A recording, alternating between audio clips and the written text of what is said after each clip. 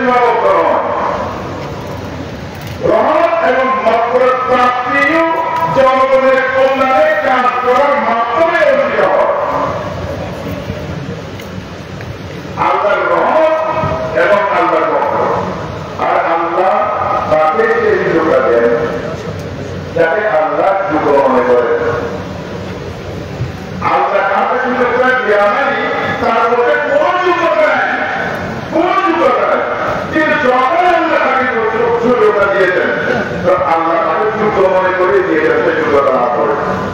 তাহলে আর কেউ অযোগ্য করা কোন অধিকার কোরআনের আলোকে রাখে না, যতক্ষণ পর্যন্ত সেই মানুষের কল্যাণে কাজ করা ত্যাগ না করবে।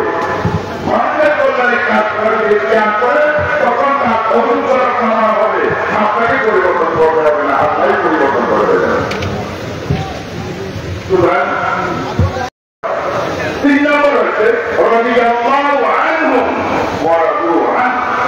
তারা আল্লাহর উপর সন্তুষ্ট এবং আল্লাহ তাদের পছন্দ।